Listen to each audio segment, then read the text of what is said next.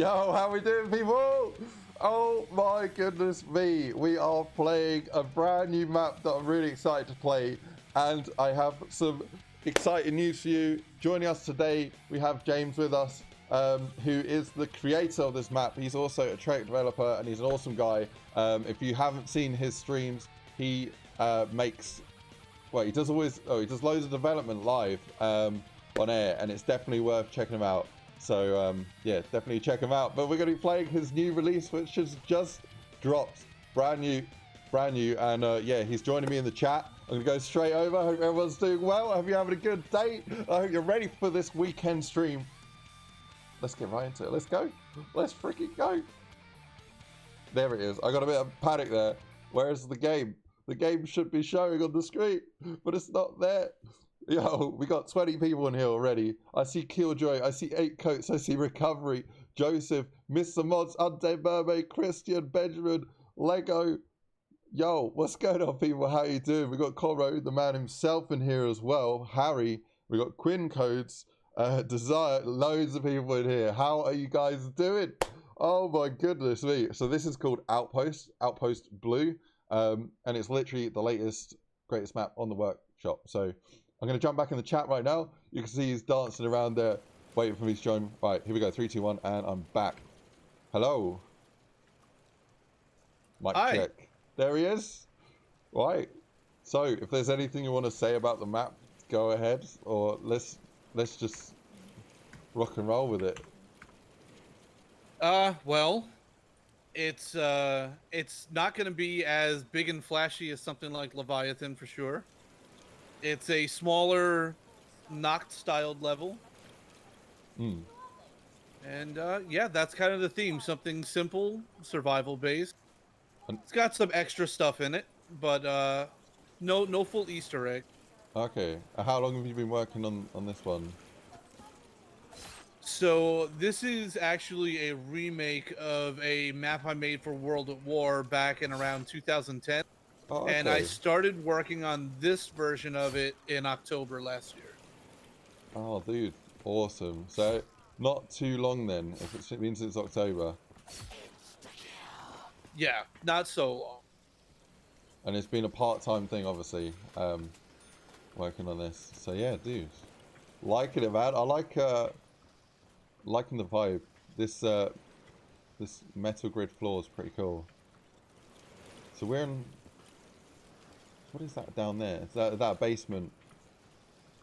Flooding basement? Well, if we go down this way, you can see. Okay. Oh, dude, I'm loving this. So you're using some assets from Zetsubu in here. Nice, very nice. Oh.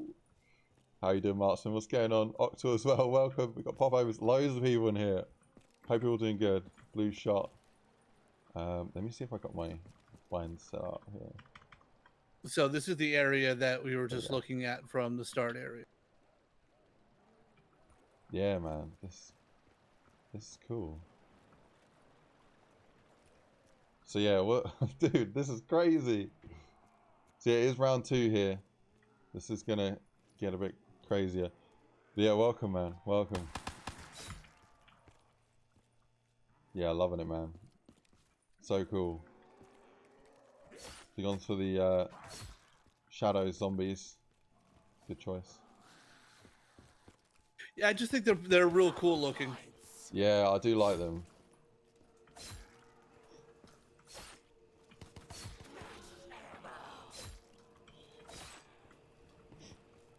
How you doing, Captain Johnson? What's up, man? We got 777 Tones as well. How you doing? Martin says, how is Conroy talking about moving his map? Who knows, man? Who knows? It's yeah. It's great to be playing. I just hit him up about the update. I was like, hey, do you want to play? So yeah, man. Let's do it. This is cool.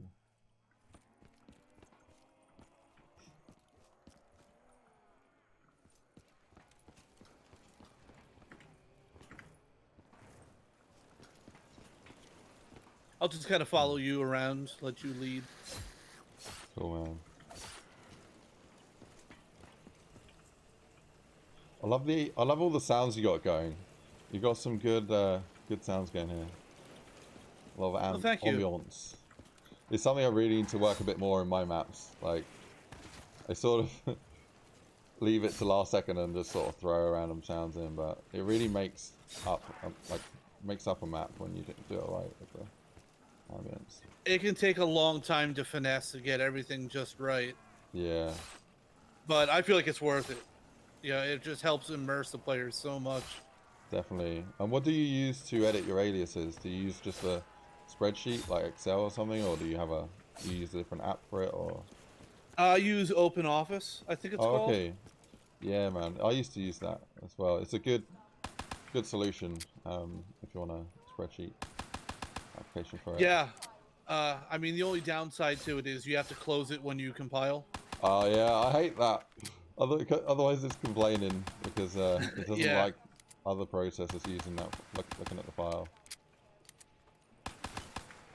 Yeah, I gotta say, I probably use like Sublime, just a text editor, a fair bit for editing aliases, unless I'm doing like ambient sounds where I need to see all the different values properly and make sure I'm not adjusting the wrong one. But yeah, it's cool. So we go around here. Oh, this is cool.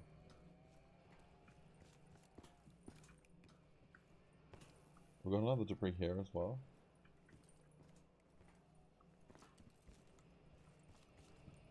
How you doing? So Cool, one man. thing What's I up? will point out is if you press, well, I was going to say tab, but whatever your scoreboard screen is, Yeah.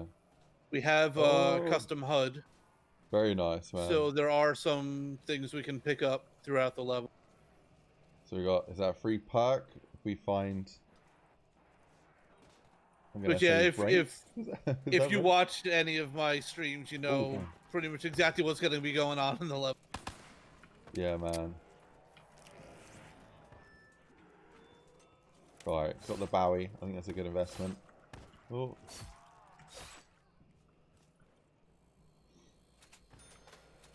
Yeah, man. I gotta say, I would watch every single one of your videos, but the time zones is what kills me. I know, man. Yeah, a lot Oh. of times you're streaming, it's like real early in the morning. Yeah. So I'm out in the UK, and James is on the West Coast. We got that right? Yeah, West Coast. Yep. Yeah, in California. So it's like an 8-hour difference, if I'm not mistaken. But yeah, any chance I get to, like, if I'm, if I got the time and it's all lines up, I'm always watching his streams. But yeah, it's always interesting to see what tips you can pick up. If you're a mapper and even if you consider yourself like a great mapper, and you think you haven't got anything else to learn, if you watch some of his streams, you're gonna pick up tricks, no doubt. Like the actually, I think you were watching my stream actually when you told me about the forward wrap. Oh, forward wrap, yeah. That blew my mind. There's like that one button that I never clicked because I had my way of like achieving the effect that I wanted. But yeah, lifesaver. Well, it drives me crazy sometimes watching people map, like, not because I don't enjoy it, but like, I want to tell them, like, there's an easier way to do this, and Yeah. it's real hard to do that through chat. Yeah, definitely. Especially if there's a long delay. Oh damn, what is that? Double points. Yeah. But recovery says wait, was recovery? It says how are you doing, Ice? Yeah, how are you, Ice? I'm doing good, man. I'm doing good. I'm like feeling good playing the new map, you know. I was checking out today, like what can I play? Definitely need to find something cool. And then yeah, I just happened to spot this, and I've been waiting for this to release after seeing his tweet. So yeah, man. To play it with him as well is crazy. I have pushed the mute on at the moment, if you're wondering. I don't know if you would like any hints for the collectible stuff, or if you just kind of want to find it on your. I think I might be able to find. Yeah, I haven't been oh, there we go. So we got a Oh, a zombie head. There we go. Alright. So they're like pieces of nice. Okay. Oh, we got a shield piece here. Very nice.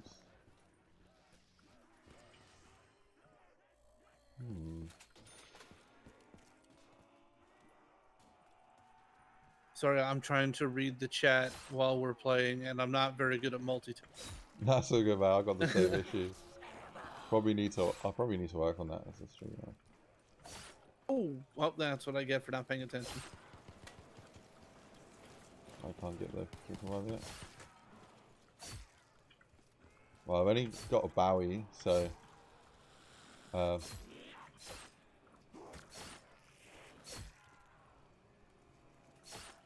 Somebody asked, have I been working on this in between work with Treyarch? Yeah. On the weekends, I work on this. So you were originally on YouTube, but you do it all on Twitch now, right? Yeah. How's that going? It was kind of an experiment because I've never had a lot of viewers when I first started. The numbers were okay, but not even half of the numbers you pull at each stream. I don't think I was regular enough about it. It's tough. I got real tired of YouTube shutting down my streams midstream because of the music I'm playing. Yeah, that's true. Let's get through here. I need to get a better weapon ASAP before these dogs are in my face. Oh, okay, I'm going upstairs somewhere. Oh, there's a box. I'm just going to hit this box up. I grabbed that RK5. Oh, Rift? Okay, now we're good. Oh, I got another shield part. Dude, this map is huge. Oh, crap. I can't believe we got taken down by a dog. I think that's the last one, too. Oh, never mind. Not the last one. Alright, where is this hound? There we go. Easy done, man. You probably want to go up, hit that box. It's up here at the top of the stairs. I'm digging this, man. So yeah, it's a bit hard to see from the images on the workshop, but this map is a lot bigger than it looks. Oh, this is the thumbnail where I am now. Oh, cool. Okay. What have we got going on here? Oh, this is pretty crazy. Oh, we got the power? Beautiful. Dude, VMP might be the one to go for.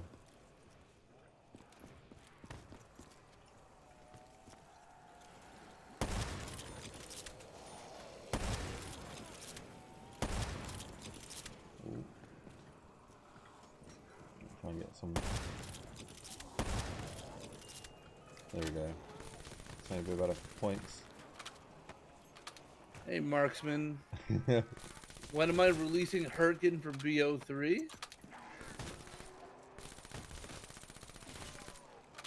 Hey. Hurtgen was one of my favorite maps for the original COD. So you can't ask this guy about Treyarch things, guys. I assume that was a sarcastic question because I've never done anything for Hurtgen BO3. If you see a message come from Marksman, it's gonna be, yeah, it's gonna be a joke. Marksman's a good dude. Yeah, funny guy. Oh, damn. Maybe not always, Marksman. I mean, like, not always joking. Not that you're not always funny, because you are. Yo, Mr. Abdulaziz, what's up, man? Welcome to the stream.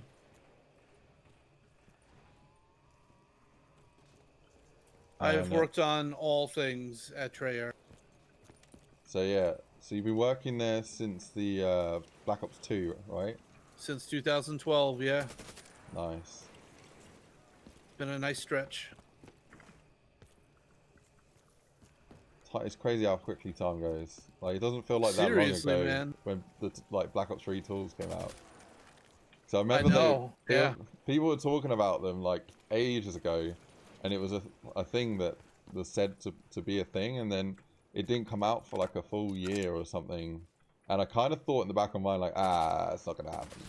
And then out of nowhere, bang, like they hit the public, and I found a teddy. I think that's an ornamental teddy, right? Okay. Yeah. Yeah, I think even in the studio, there was a lot of back and forth about whether we were going to do tools or not. Yeah. And we all wanted to. Most of us wanted to. I think maybe like for the engineers who actually had to do all the hard work, maybe they weren't so enthusiastic. But everyone wants to support the game in every way possible, right? It's just a matter of how much time and resources do. So that was really the only concern, was like, do we have the time to do this? And luckily the answer ended up being yes. I'm so glad it was a yes. Yeah, man. Me too. Yeah. Some things that a lot of people say is, why don't they make it so people can play the custom maps on console? Now I think, like, I don't know, it would be really cool, but I think there's probably like, yeah, one person said that it's to do with Xbox content needing to be signed, so I'm sure there's Sony would have some kind of say in that. Yeah. Also, another thing is, I'm not saying like this would make it an impossibility, but you have very strict guidelines you have to work within when developing for a console as opposed to PC. So on PC, you don't, it's not so much of a concern to, use 30 different brick textures in your map. But when you're working within the confines of like 8 gigs of RAM, and even before last gen, developing on the 360 was a night. I'm trying to think. It was 512 megabytes of RAM on the 360. So it still amazes me how we ever got anything to work at all on that console. And the PS3 was even worse. It was 256. Yeah. No, it's something I think about, optimization with consoles. And it's always interesting to see how people make their maps. Have you seen, there's some World at War maps with Black Ops 3 content in it? No. It doesn't surprise me.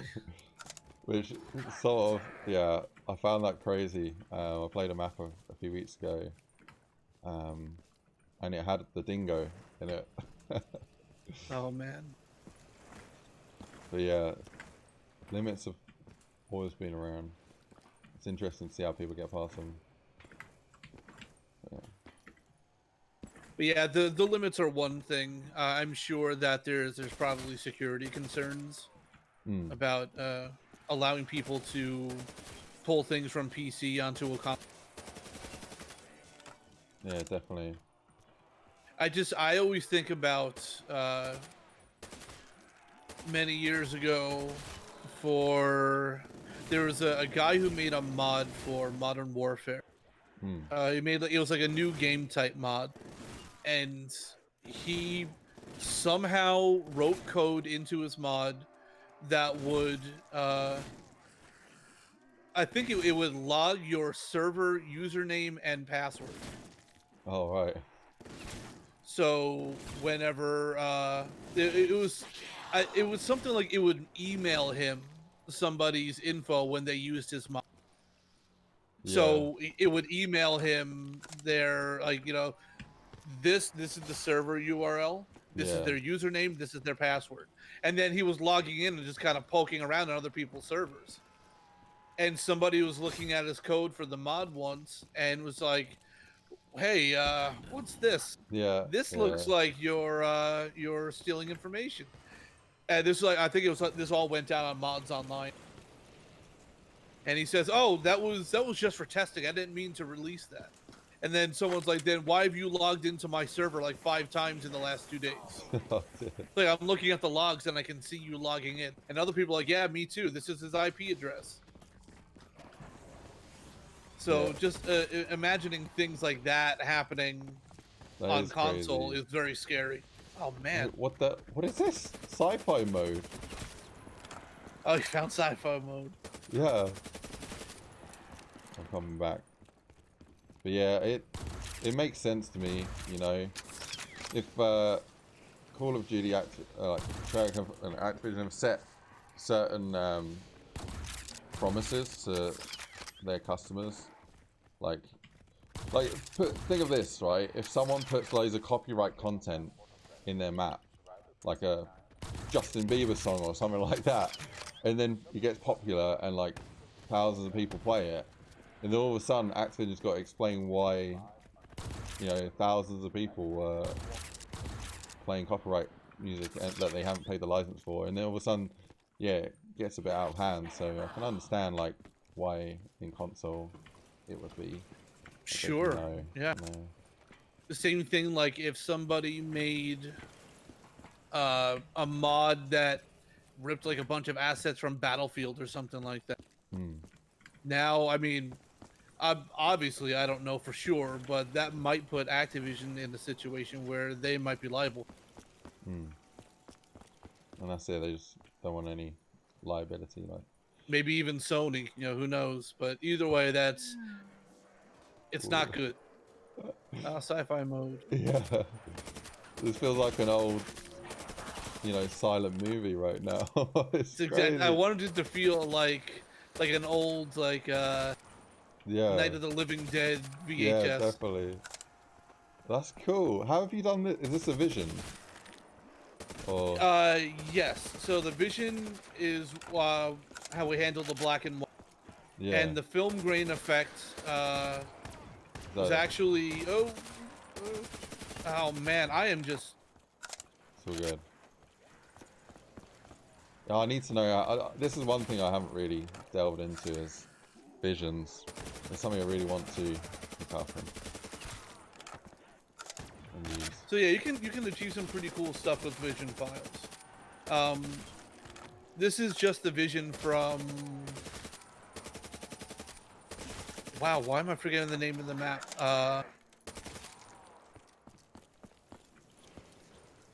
Oh, Ascension, the start. Ascension, yes. Yeah. I kept thinking like something like Descending or something like. No, that's not right. Ascension, yes.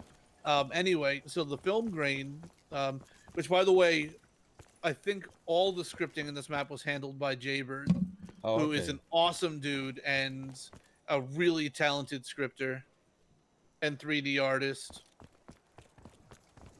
Yeah. So a huge thank you to Jaybird for his patience with me. But yeah, I told him I wanted to do this film grain effect, and he had a pretty good idea of how it could be done. So I put together all the images for him, like just like almost like a slideshow. Sorry, I keep hitting my mic. I don't know if you can hear that. That's so good. So I put together the flipbook image for him, and then he set it all up, and this is it. Oh, cool. So you're using the flipbook material type or image type or material type, yeah. Right. So it's something like 30 images on a single image. Yeah.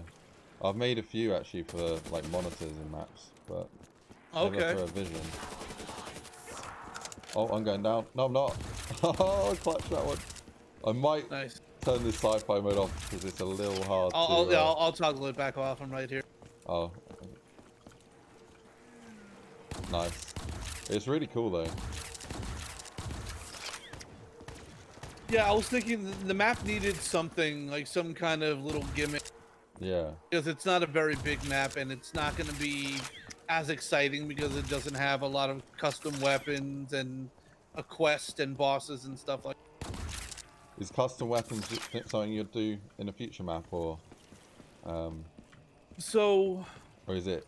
I do have a custom weapon, and I was going to put it into the map, but in terms of when I wrote down, like a lot of times when I'm working, what I'll do is I'll just jot down a list of everything I need to do to finish the level. Yeah. And Prioritize and just. right. Yeah. The custom weapon was the one thing, like it worked in game. You know, it had full animations and sound and everything.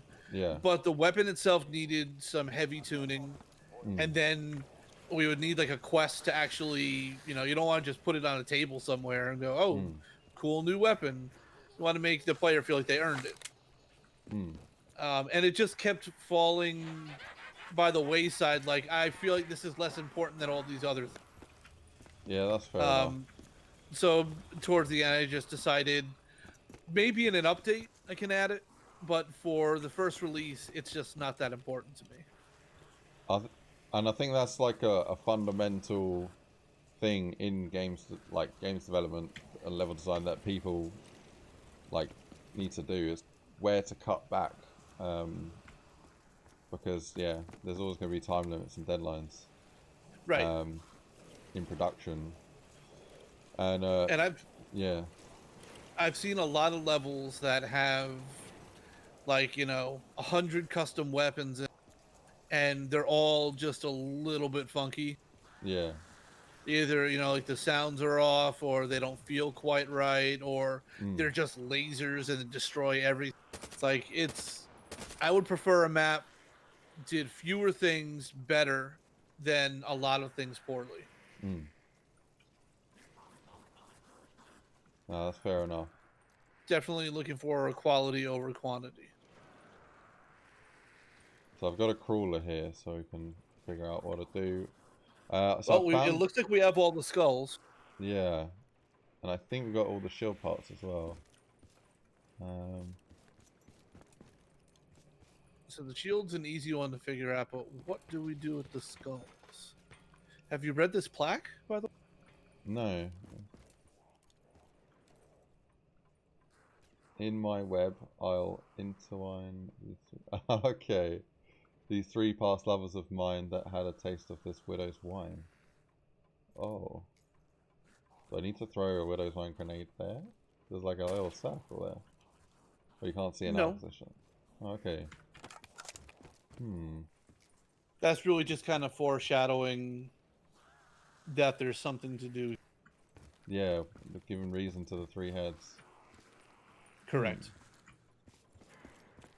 Cool. And there's 3 of something else in this room. Wine? Spiders? Let's have a look. So I will give you this hint. There's not going to be any text to tell you to do so. Okay. Oh, okay. Very cool.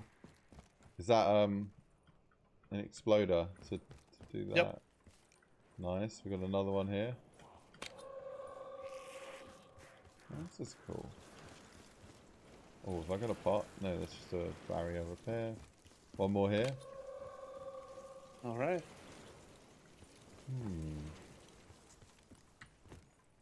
Yo, what's up, Jojo and Nukaholic? How you guys doing? Also, Jake and Joshing, welcome to the stream, guys. Oh, there we go. I don't know if there's a perk limit. Is there a perk limit? The perk limit is 5. Okay. So it's not a choice. You can have all perks in the level. Oh, okay. Yeah, I wanted to make sure that this was an extra on top of everything else that's buyable. Okay, so I can grab this now and not... Yep, it's free.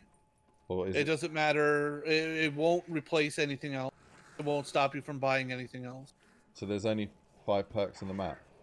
Correct. There's 4 you can buy, and this Widow's Wine being the 5th one. Okay. Oh, nice. Let's go for it. That's pretty cool. I like that. I need to get a couple more perks in. So it's a little bit subtle, but I don't know if you noticed, at all the skull locations, there are spider webs. So, like right here was the first skull. Yeah. Nice. Little hints towards Widow's Wine. Right. pretty cool. Let's double tap down here. I need to get that. Custom lighting on all the perk machines too. It looks good, man. It's like a sort of clean look. I've gone for the sort of over dramatic full color perks, but yeah, I like this. Pretty cool. And then we have the crafting bench right here. Pretty cool. So you made this bench yourself as well? Oh, I haven't seen one that's decorated like this. No, so Vertice did this one. Oh, okay. Yeah, Vertice did the shield setup. Very nice. Got the perk change as well. What I like to see. Oh yes, yeah.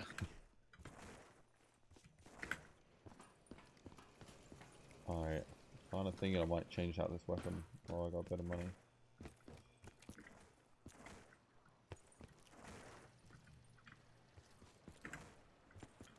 So what's your next project? That's what I'm wondering for this.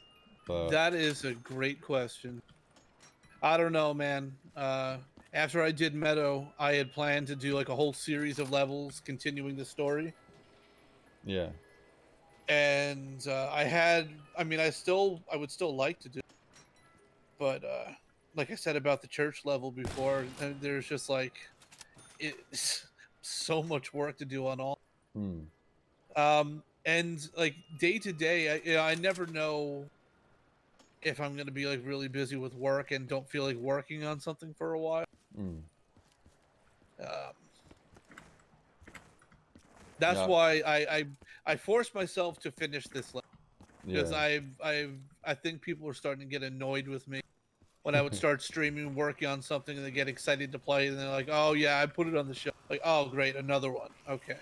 Oh, dude, literally, the story of my life is Yeah. yeah, the GoldenEye map, and people. It's become a meme now. Like I feel like people just asking, "Have you finished it yet?" It's like, no, it's not. Yeah, I'll finish it sometime, but not, you know, not yet. I saw somebody had made a comment. I don't remember if it was during a stream or on Twitter. It said something like, "Yeah, if he ever finishes a map or something like that." It's like, he's right. You But know, this is, I you were saying, yeah, yeah, it's it was time to commit to something and actually finish it. yeah, And I felt like this is a pretty quick one, even though pretty quick was still like 6 or 7 months. yeah. I think that's something people don't realize as well is that they play like people that aren't mappers and don't know about the time that it takes. They see someone working on something and they think, oh great, you know, they're gonna have a new map play very soon. They don't realize how long it actually takes Yeah. to go and make each little bit of detail and to do every part of a map. There's a lot of time that goes in, and yeah, you can't really explain it to someone who doesn't map. But the smallest projects, you can spend years on the smallest projects, you know.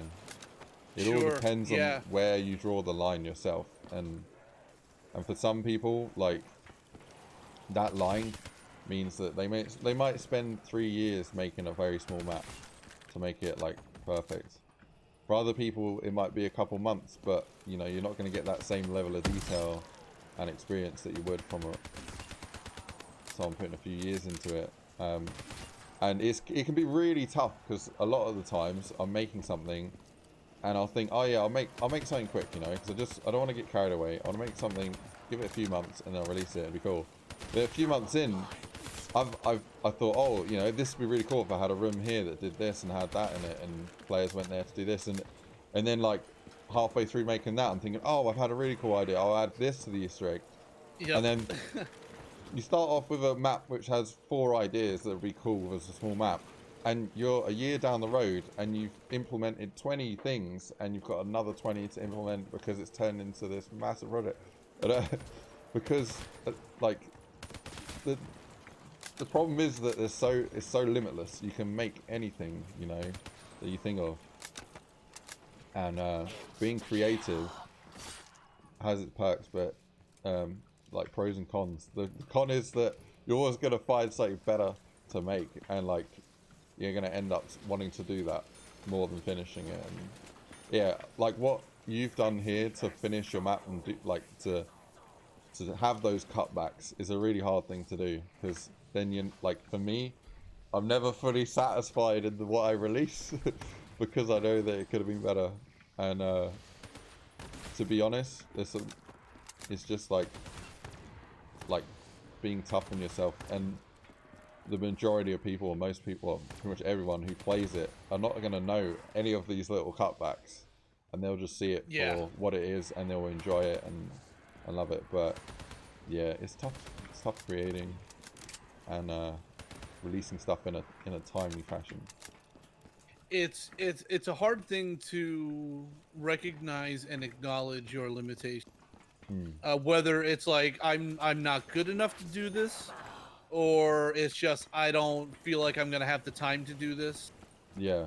But really, it's if you want to have a successful project, you need to be able to make those kinds of decisions. Yeah. I think one for me has always been, I think you said, with the custom weapons. Like, I've made a few, but never like perfect weapon, like never full proper custom weapons with matching animations, custom sound, like the full works. I've always cut a few steps, and it's never been quite right. So I don't really make custom weapons anymore. I rely on all the stuff people release, like the Skylord, for example, who has ported like all of the Call of Duty weapons for people. Like that for me is perfect, because I can pick what weapons I want, and yeah, it's great. But yeah, if I was to put my own 100% custom weapons in, it would probably extend the project by another few months, because it's not my forte, it's not my field expertise, and I feel like my level of acceptance for making a custom weapon is too high compared to the amount of time it would take to make it. So I generally don't make custom weapons, but it would be nice. But yeah. Yeah, I hear you.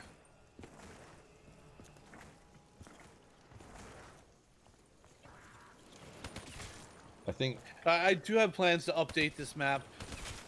I would like to do kind of like seasonal updates for it. well, that would be cool. You know, that's a plan right now. So like I'm thinking like it would be cool to do like a Halloween update for it, a Christmas update. You can get the system time on machine in the API, I'm pretty sure.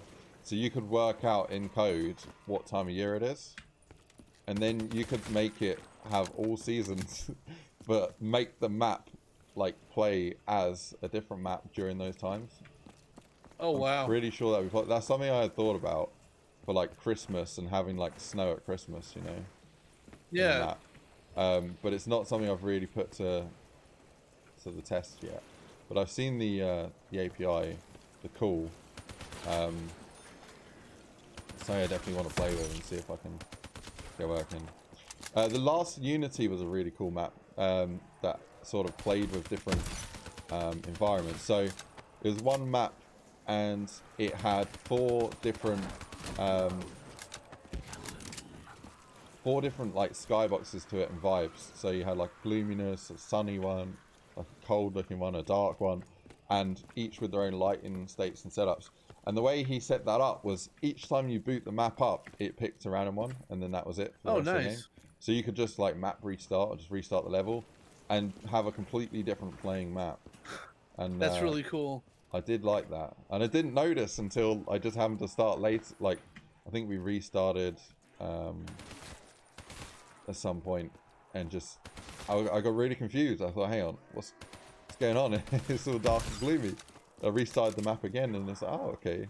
And yeah, he made like four different, completely different what's the word? Seasons, basically, or vibes of the map.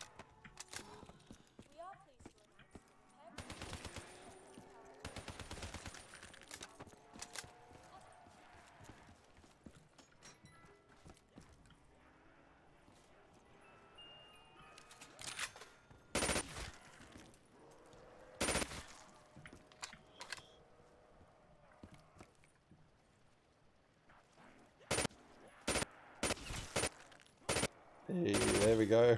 I do like this. Yeah, even during testing, people seem to really like the sci-fi mode. It's cool. I don't know why it's called sci-fi though. Like, because to me it's like the opposite of sci-fi. It's more like old film mode or like, I don't know. Well, that's kind of what I was thinking, like old sci-fi, Mm. like black and white VHS feeling. Mm. There's one thing I forgot to do. I forgot to move this box away from this wall. When the lid opens, it goes into the wall.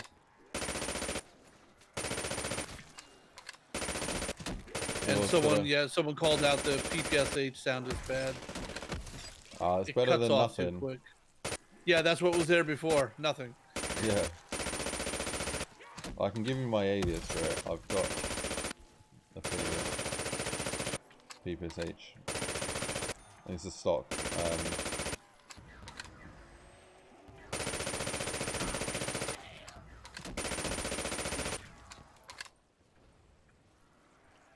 Josh is saying, why don't you give him a hand with it, Ice? Well, that might be something we do in the future. It would be really cool.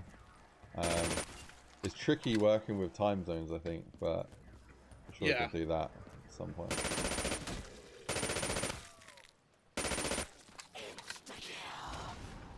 So I think, like, to do it properly, we'd have to have a few calls where we'd sit down, sort of plan out the idea, and decide what we're going to make, and then sort of time frame it, like plan what features we're going to put in it, and then that's stage one of planning, and that's probably wouldn't be in one session of like chatting, and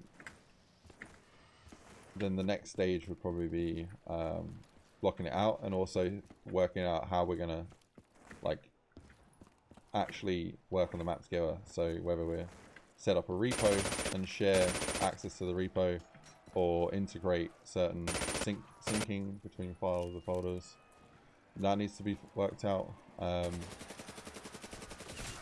then I guess it's work on it. Basically means a lot of planning and communication. Yeah, because if you don't put in that planning and communication, it's just gonna fall apart. Like, I've seen so many zombie projects fall apart because people just said, "Oh yeah, we'll work together," and then you start working on something, and then there's no plan. You can't work without a plan. You need a plan. Yeah, dude, I've been on my share of mod teams across the years, and very few of them actually work out well. Just because it's like, there's very little organization. Oh, what is this? What's going on here? Oh. I was seeing some kind of strange lighting on my weapon.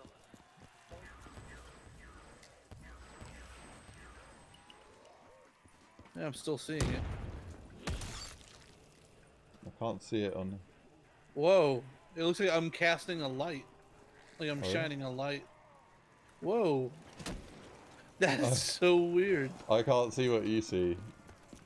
It feels like oh, they've gone red. The light from that whoa, dude, this is nuts. You have to send the screenshot. I need to see this. It's like there's a light attached to me. Oh really? Like I'm illuminating things as I'm walking past them. Oh, I think I just saw that. It feels like it's the light from like the Apothecon egg or whatever it is.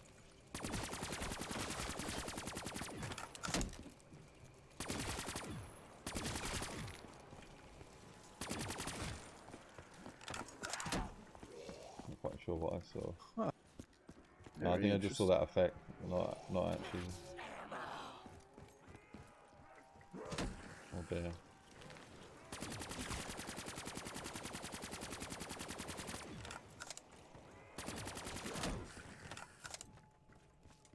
So I think if we were to make a map, I think this is a pretty good sized map,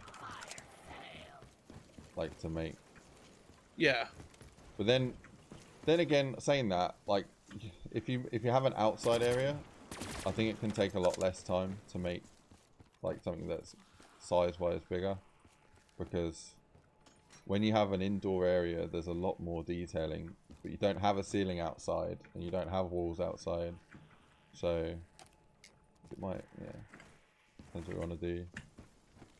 But when you have an outside map, you got to think a lot more about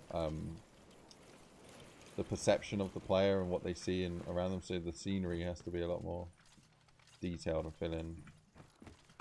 Yeah, this the player's line of sight in this level is very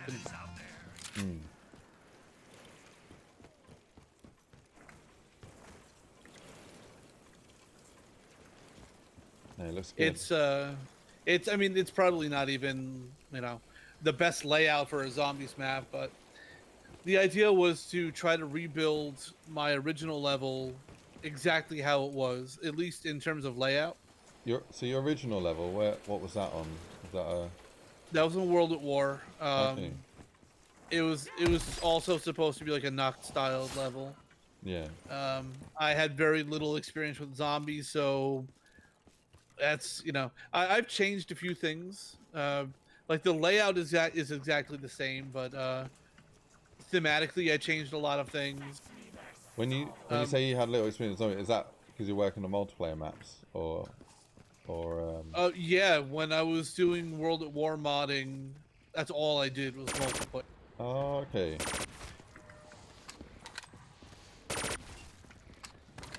I love playing zombies, and I've always liked zombies games.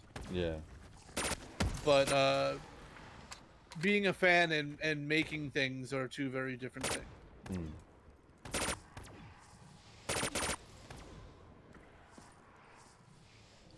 Countermat saying, is there a way to use built-in perforce support? Yeah, I'm pretty sure we could use perforce. There's one option, but it'd be weighing up what the best option is and what works for us. Maybe we'd use that. I actually hadn't used perforce until about a month ago. I've always used Tortoise SVN, Tortoise HG, Mega, OneDrive. What else? Perforce is pretty good. But yeah, from what I've seen so far, it's pretty good.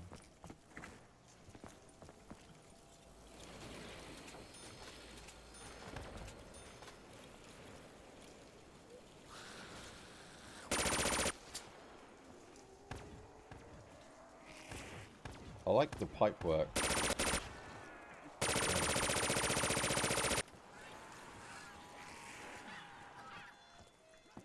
Alright, thank God for monkeys. Man, this is so weird. I'm still shining that light.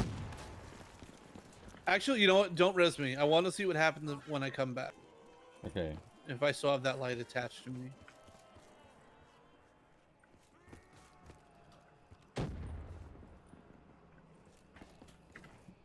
Josh can say it's all about imagination.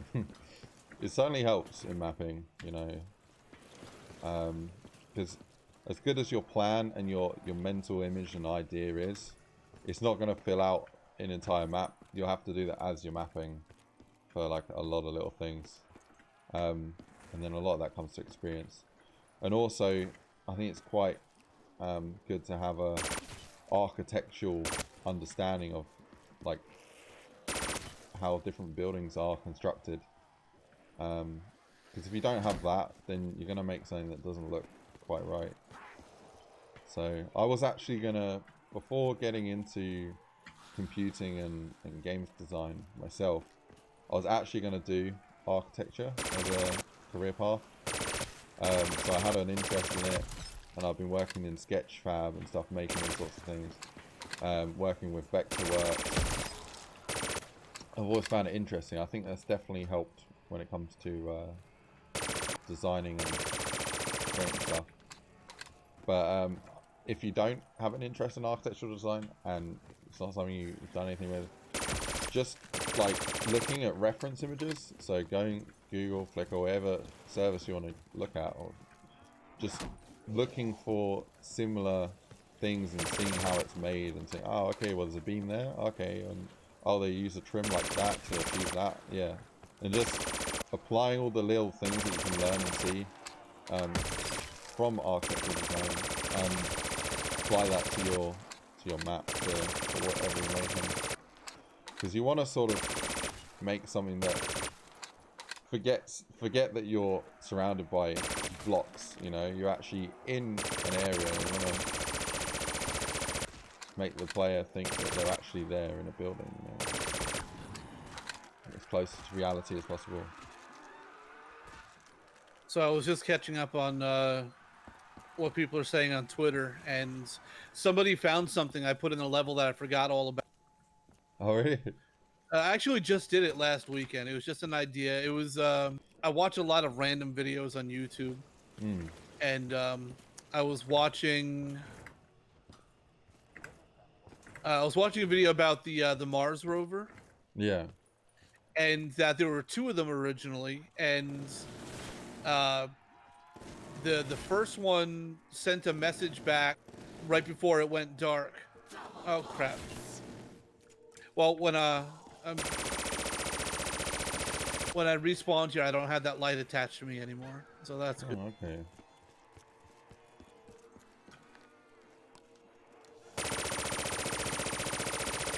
Let's try, oh crap! It's gonna be tough. Anyway, so the first rover, it did you ever hear about this? The final message it sent back. I'm triggering my memory because I did read about that a while ago. Okay, so its final message it sent back before it stopped communicating was, "My battery is low and it's getting dark." Yeah. So I was watching some random YouTube video and they mentioned that, and I was like, that is such a disturbing, and especially from a robot. Yeah. I think you cut out as you're saying that. Do you say battery is low and it's getting dark? Yes. Oh, yeah. Sorry. Yeah, the quote was, "My battery is low and it's getting dark." Yeah. Was the last message that the first Mars rover sent back before it stopped communicating. So I was watching a YouTube video where that was mentioned, and I was thinking how creepy that is. And then I'm thinking this level is all about alien technology and space. Yeah. So I just made a little texture with that quote on it, put it on an open book in the back room, and somebody found it. Somebody took a screenshot of it and tweeted it at me and said, like, I recognize it from the or he said something like nice Mars quote or something like that.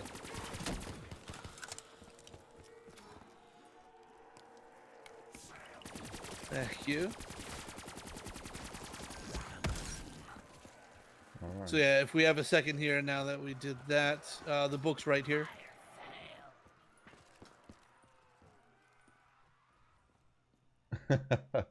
That's awesome. Is that a material on that book model, or you've just like overlaid a transparent? I just overlaid it. Yeah, I just made just a normal decal and put it on a 2x2 terrain. Yeah, that's how I usually do it. I don't know if that's like. If it depends if the model has like an extra material on it, like a decal layer, then I'll use that.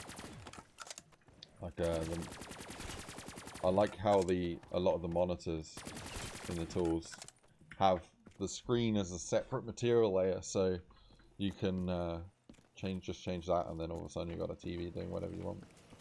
Oh yeah.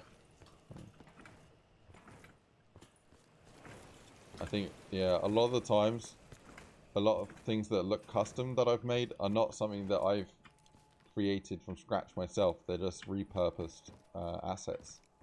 So you take a wood texture, right, and you duplicate it, and then you just rename it to wood texture _ black, and then you set the albedo tint to black, and then all of a sudden you got painted wood texture that works perfectly for whatever you want to do. And for me, isn't that nice? Yeah, it's freaking awesome. And I used that for the like stage dressing for the Who Wants to Be a Millionaire map that I'm making, and I wanted to make a little a set staircase, like one of those portable 7-step stair pieces that I used to just whatever, work on the set, and it worked absolutely perfectly. And yeah, I don't think, well, not everyone realizes that a lot of the time you can just repurpose things to get the effects that you like. But I do like that a lot of the Treyarch assets have been set up in a way to be repurposed easily. So you see a lot of the color maps are like blank, so that, and then the color of the image is then done with a tint so that it can be modified later on. Oh no! Oh no! This is bad news. Uh-oh, no. I'm running out of ammo. I completely forgot. I got out of that though, so I need to get a weapon. Oh crap. Yeah, I'm running out of... I've got 3 shotgun shells left. Okay. So I missed. How you doing, man? Oh no. Yep. They pinned me in the library.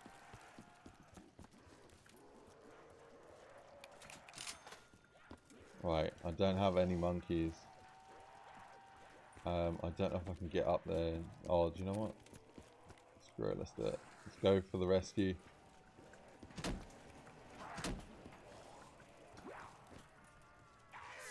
Oh! That was a bit close there.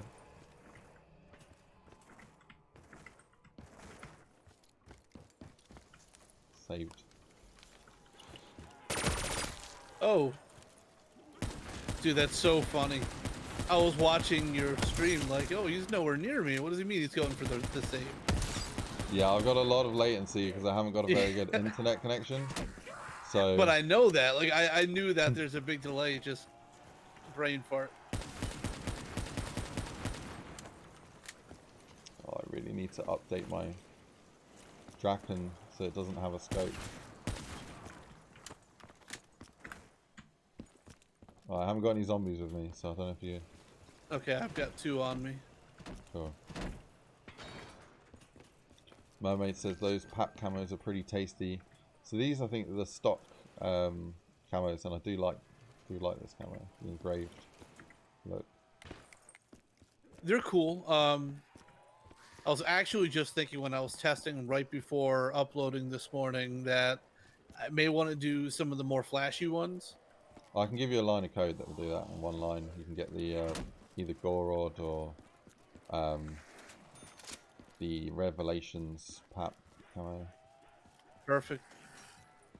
So whichever one. They're the 2 that I know. I'm sure a quick Google will find the others. But yeah, they're pretty easy out the box camos. Making your own camos gets pretty tricky because I don't think there's an issue with Black Ops 3 weapons and custom camos because it's got to be set up on the weapon. So with camo tables, see that's another skill or piece of knowledge that I haven't really gone too far into. So let someone else, you know, deal with that. I'm happy with the Rev camo at the moment. My way of getting around it sometimes is to have just a material override on weapons. So use custom weapons, and then the upgraded variants have their own models, and then I just set material overrides, and that for me is how I've been doing all my camos. Oh yeah. Rather than camo tables, because that just confuses me. I haven't dedicated enough time to figure that one out yet. Just got the waft from the box. Right? Don't know what I want. I think I have to trade out the PVSH. Hopefully I can get it on the next spin and we can pack it again. How we doing, Lucas? What's up, man?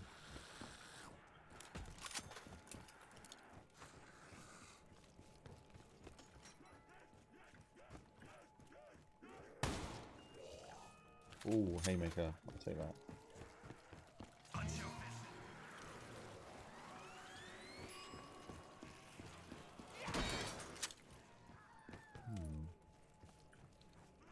How we doing? Ryan Cox as well. Welcome to the stream, my dude. And Paul Poyle. Pole. Guys, if you haven't smashed a like yet, please hit that like button. I would appreciate it. So yeah, we're playing right now with James. He is a Treyarch developer. He recently released this. When I say recently, it was literally like an hour ago or something when he released this. Definitely worth checking out. Outpost Blue is the name of it. Yeah, dude, really cool.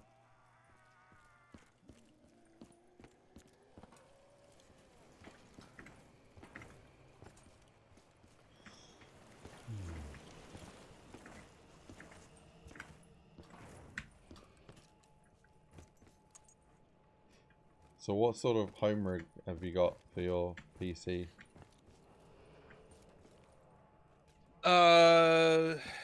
Let me check because I can never remember the whole. Hmm. I have it listed somewhere.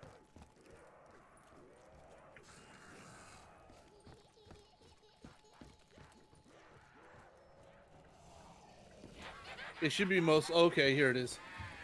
So this build is, I think it's like 2 years old now. Hmm. So it's the processor is an Intel i7 6800K. That's a good one. Yeah. I have 32 gigs of DDR4 Corsair. Windows 10 Pro 64-bit. GTX 1080 Ti. Nice. Yeah. And I have an 850 Pro 512 gig SSD. Then the 960 Evo 500 gig M2 SSD. Then a Seagate 4 terabyte physical drive. 650 watt PSU. There's a liquid cooler for the CPU. Right. And then fan for GPU or no? So it's not like full liquid cooling throughout the whole thing. It was just for the what do you call it? The heat sink on the CPU. Yeah. That sounds like a pretty good build. And I think, yeah, I'll definitely recommend people, if you're mapping, is don't skimp out on RAM and the graphics card. And I cannot stress how important an M2 SSD is if you can spring for it. I recently did an upgrade actually. I originally had a 500 gig M.2 SSD, but I kept hitting limits, so I just went out and got the 2 terabyte M.2 SSD. Oh my god! Wow. Yeah, and I need to get another one because I want to run them in a software RAID, so that I can read faster. And obviously, if one dies, then I won't lose anything. That's awesome. I'm running a 500 gig M2, and Nice. I just put my OS on that, and I put the mod tools and games on my my 512 gig SSD. Nice, man. Yeah, I hit a limit and I had to use an external drive, and it was so slow. Just like looking at textures, I was physically waiting seconds like for each texture to load up, and it drove me up the wall. So I just I had to go for it. But yeah, I've got everything on a laptop now because I need the portability. I'm between 3 places, live between 3 locations, so I can't use a desktop. Oh yeah. So yeah, but I've got an i9 8950 HK, does the job, and yeah, 32 gigs DDR4 RAM. I got the 1070, but yeah, anything above, like, I think 1070 is pretty good. I think I'm not too familiar with AMD tech, but yeah, you want to have at least 4 gig video memory, if not more. I think this is 8. I don't know. But yeah, the CPU does like get quite hot on this. Yeah, this thing is pretty good in terms of cooling. Yeah, I also want to get liquid cooling. When I do settle down in one place, then I will go back to having a desktop and maybe build a desktop. But it's quite convenient. Like today, Rama went to play tennis, and I just took my laptop, and then I was working on my laptop, like out and about. So yeah, pretty good. And also if I'm on a plane, if I'm going somewhere, traveling on a train, I can, yeah, you take the laptop and be working on my map, which is invaluable for me. Where's the weirdest place you've done Uh, modding the weirdest besides place. like the toilet? I haven't been on the toilet on it. So one of the other things for me was, although I live between two places, I also thought, hey, I go to work, 5 days a week, and there's an hour I have for lunch where, it's an extra hour, and I get there early. I get to work an hour early, so I have this chunk of time where I would usually spend it just looking at YouTube or who knows what, just a little break between work. I thought I could get a lot of work done on my maps. That's if I spend an hour every day, 5 days a week. That's 5 hours extra a week. That's a lot of time. Yeah. So I thought, yeah, I'm definitely gonna get a laptop, and that wasn't the main reason, but that was a convincing factor. The main reason was literally because I literally slept in I'm either at mine or Rama's, and I don't know, depending on the day of where I'm gonna be, because we don't live together. So sometimes, I'd spend a weekend at hers. And if I spent the weekend at hers and my desktop's at my house, that's a whole weekend where I can't spend a single second of time mapping. So the laptop for me is like, hey, if she's playing GTA or Red Dead or whatever game she's playing at the time, and I want to map, then I can do that. So, yeah. That's cool. At some point we'll live together. At least she's a gamer. Yeah. Oh, mate. She plays zombies with me. She owns more Call of Duty titles than I do. Or maybe not anymore. I've just bought 2 more CODs. So yeah. But she's really into Red Dead. Like the first 2-3 weeks of it coming out, beat the story mode already. Which is insane. And she just got GTA was free recently on Epic Games. And I don't know if it still is. Maybe it is, I don't know. But she's literally blasting through that now. GTA 5. That's such a good game. Yeah, man. I haven't actually played the story mode, which a lot of people probably kill me for. But I've played crazy amount online. I think I'm level 145 on there. Something like that. So yeah, and I spent about 80% of that my time on GTA just dicking about, not leveling up, so I probably would be a level 800 if I actually spent my time trying to get a level, a higher level. I was really into the original Red Dead. I really liked that. I played a lot of the multiplayer on there. I think I got, was it gold weapons? Is that the ultimate unlock? I think I got gold on everything. Literally played that to max rank. And yeah, loved the whole Deadeye system and all that, but I just never got around to playing Red Dead 2. Maybe I will at some point. It does look really good. Yeah, Ram wasn't happy when I played. I played about 20 minutes of Red Dead, okay, and I just jumped on her account and just loaded up the game, and I was running around on her horse, and she got a bit annoyed with me because I didn't pet the horse, and I didn't know you had to pet horses, and I just been abusing this horse by just making it run constantly. But yeah, oh well. I couldn't really get into Red Dead 2 like I did the first one. Was it too well, what's the word? Emotionally in depth. I don't know. I don't think that's it. I really don't know. It was just the first game. Just it felt so new and different, and the art style and the voice acting, the music, it all just grabbed me. Where it was I couldn't put it down. Yeah. And then when I started playing the new one, it's I don't know. Maybe I've just become really impatient in my old age. And I'm just I just want to, let's get to the action now. This is boring. Just so much setup and storytelling, and I really didn't care for the just the movement. I felt like there was a lot of input lag while riding the horse. that just like every slight little movement would like send me at like a 45-degree angle in the opposite, or you know, in that direction. I felt like I was just constantly like swerving left and right, just trying to make minor course correction. I mean, I played I don't know. I don't think I was not even 10% through the game. Oh, okay. But I put a couple of hours into it, so it's not like I just played it for 10 minutes and gave up. Maybe at some point I'll come back to it and I'll smack myself for being so impatient and realize it's actually the best game ever made. Sometimes things like that take a couple of tries. Like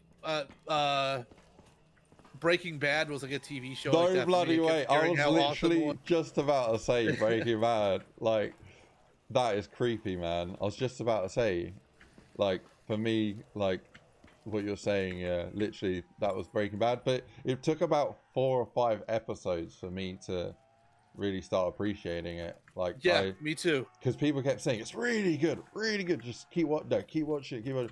And I did, and I pushed through, and yeah, when I got to like 5 or 6 episodes, I was hooked, like a freaking addict. Just wanted to watch the next episode and binge the whole thing, like to start to end. But I don't know what it is. Just it starts quite slow, and there's a lot of character introduction and scene setting and everything that starts in like the first 4 or 5 episodes, or maybe even the first season. And yeah, it's. I don't know. It's like a snowball, you know. There's nothing impressive, but when that ball starts rolling and picking up more snow, all of a sudden you got a freaking bus rolling down the hill, and now you got heads are turning. So yeah, definitely. So that's crazy that you just said Breaking Bad. But yeah. But yeah, it was the same experience with me. I tried watching the first episode, and I'm watching it going, this is so, like, I don't know. I want to say stupid. I just, like, what's so great about this? Yeah. Like, whatever. This is just not. So I watched the whole first episode, and it's like, oh, I tried it. I didn't really like it. Yeah. And then maybe like a month or so later, I decided to try it again, and I watched the whole first episode, and I was like, okay, it was all right. Watched the second episode, like, yeah, all right, still just all right. And then like you said, before you know it, just all of a sudden, like, all right, I know every character's name. Yeah. I can't wait to see where this is going. Yeah. And that was, by the time I got into it, it was while they were filming the final season. Yeah. So it was a little bit torture knowing that there was one more season coming up and I had to wait for it to air. For me, that was Game of Thrones. I only started watching Game of Thrones like literally. I think when I started watching it, not the last season hadn't been out yet, but the second to last season was releasing at the time. So like, I just binge watched the first. I don't know how many seasons are. I'm gonna say 6. I probably got that wrong, but I binge watched the first 4 seasons and then watched the 5th season as it rolled out. And then I had the whole like year and a half or however long it was for the next season. But yeah, I kind of like looking back on that. I kind of don't really want to watch new seasons now until they're complete because it's painful waiting a year and a half between seasons when it's a good show. Yeah. You know what? I feel like Game of Thrones is another one of those shows for me. I hung in there for 3.5 seasons. Yeah. Because that first episode, it was like the first scene of the first episode with the White Walkers. Yeah, yeah. It was like, oh, this show is going to be awesome. Yeah. This is what the show is about? All right. And then there was nothing. They kept talking about them. Yeah. And I got so angry with the show. And just like, I was so just hyper focused on the White Walkers that like I didn't know anyone's name. I didn't know who belonged to what family or who was trying to betray who. Like, I don't care. I just want to see the zombie monster things. No, so definitely. like halfway through the 3rd season, I just gave up on it, and I haven't watched any more since. Oh no. Well, but I have a feeling at some point I'll come back to it and watch it. And I think you should. Yeah. Yeah. To be fair, I don't. The tempo of it goes up and down. in Game of Thrones, like the amount of action. So you never know whether the episode you're getting is going to have heavy like action or a lot of drama and suspense or whatever it might be, and it's sort of a roller coaster ride. And yeah, it's a very big like show altogether, like all the scenes together. It's a lot of screen time, and yeah, I'm quite a simple man. Like I like a lot of crazy action and crazy storylines and all that, and not so much on the drama. But then like, yeah, I think it is there's quite a lot of drama and politics and plot, like storylining in the Game of Thrones that, yeah, I sort of I just put up with that. But I think I like that now, knowing the whole story, and yeah, I don't know. Yo, like, I hung in there with The Walking Dead man? too. I remember watching that first episode. We got zombies now, by the way. Sorry, I killed Like the yeah. the very first episode of the first season. I remember watching that on the night it premiered, and I watched every episode up until, I don't know, maybe like 2 seasons ago. I'm not sure how far back I am now, but like I'm fine with them killing off main characters. Like, you know, if you want a show to be interesting, you don't ever want to feel like a certain character is safe. Yeah. Because then it becomes predictable and boring.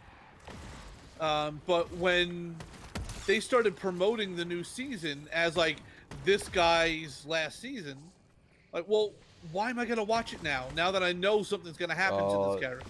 You reminded me of like there's this anime series, right, where there's someone told me that a character dies, and I was like, there's I think it's like 400 episodes or something, and I was like 60 or 70 episodes in, and I heard this character die, so I was just like, that's it. I hadn't watched a single episode after that. I didn't want to know, you know. Yeah. Like, there's some characters you just can't kill off in a series, okay? And it's like there's, I don't know, maybe, I don't know if viewership is going down and this was like a ploy to try to pull more people in, or yeah. But like, where's the shock? You know, like, did you? I don't know. Did we watch The Walking Dead? So The Walking Dead is probably a different story for me. Like, basically, I was loosely watching it when it first came out, and then I don't know, I saw a couple episodes that were just so drama heavy, and there was not even a single zombie in like 2 episodes. And I was just like, oh well, I'm not really here for like a soap and like just the drama. I kind of want to see some people get messed up by zombies and some zombies get shot. And I think I didn't give it any more time. So yeah, I do need to revisit it, and it's been on my mind to revisit it, but yeah, I haven't seen that much of it. Okay. There was, without spoiling anything, there was, and you may have actually even, there was a huge, like, surprise in the 2nd season. Okay. And maybe I'm just oblivious. I know I had talked to a lot of people who said, I saw that coming from the very beginning. Like, not me. I was 100% stunned when that revelation was made. Oh, okay. So that was like, that's, if they had announced at the beginning of that season that something was going to happen like this, I'd be like, well, all right, now it's not nearly as impactful when I know that this is going to happen. So, you know, when there's, you know, I think it was like 2 seasons ago, they're billing it as this actor's last season. Like, well, I'm not watching. I'm officially. And I was one of those people that was like, even when everyone was poo-pooing the show, like saying, like, you know, the biggest criticism I heard was what you just said. It was like, there's a lot of, like, this is a show about zombies, but there's a lot of episodes with almost no zombies in them. Yeah. Like, the show kind of evolves, and it's also similar to what you said about Game of Thrones, how the tempo changes from episode to episode. Where it's like some episodes are going to be real zombies heavy, other ones are going to focus more on the interaction between the humans. Yeah. Yeah, I think for me, it's just I happen to watch. I don't think I watched didn't watch it sequentially. So I never really grew any attachment towards any characters. And yeah, like I think I just happened to hit so many drama-filled, less action-filled episodes that I sort of gave up. But I do need to come back to it, and I will. I just haven't. So yeah. It's cool. Yeah. I totally see where you're coming from.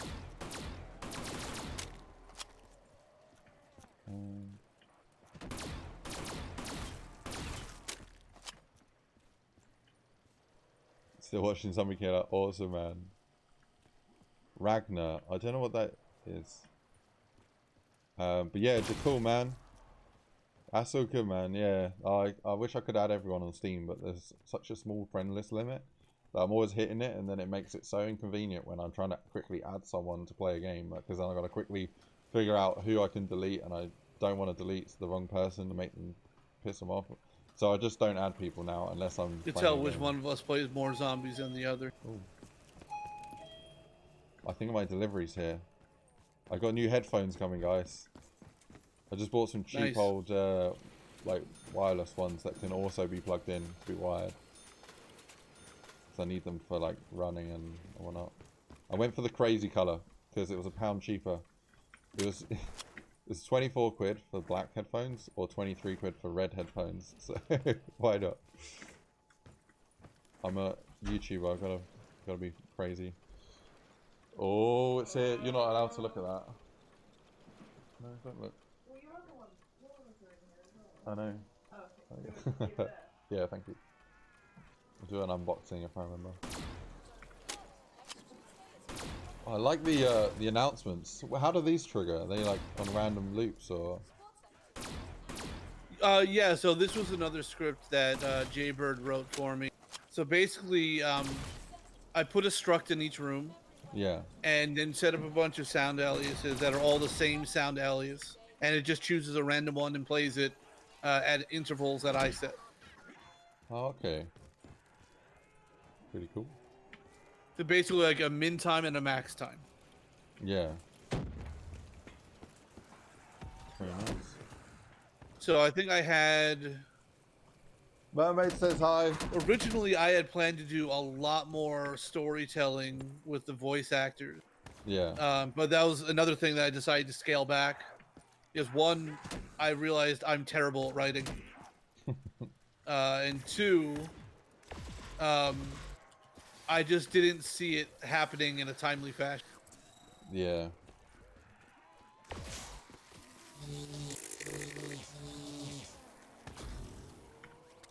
Oh, I need that. I need that as well. That's lifesaver. I think I can't remember what way round it is.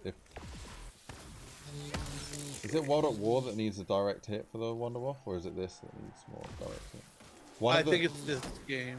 Yeah, I think World at War you can just be like so loose with shooting the ground and it will just obliterate people. This one you sort of need a bit more of an accurate shot. I think I prefer the World at War one for that. Just being a bit, yeah, crazier.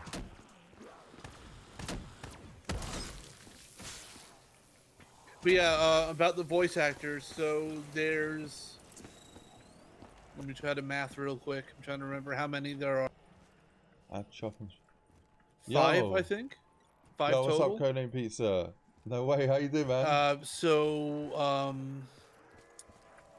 I've muted myself for a second. You can still hear. I'm not gonna... I feel bad because I'm not gonna remember everyone's Twitter handle to like say who did. Basically, there was one person who did like the door open sound when you buy a door. Yeah.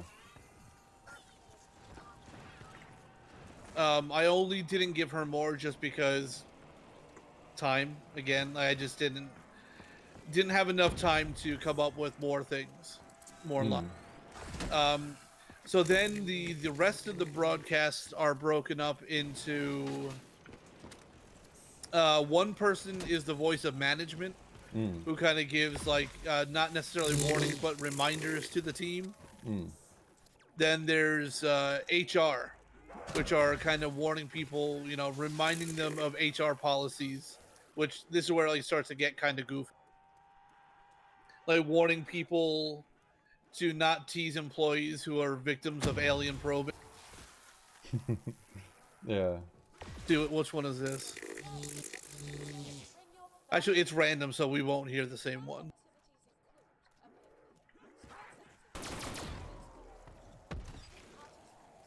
You're right. So there's management, there's HR.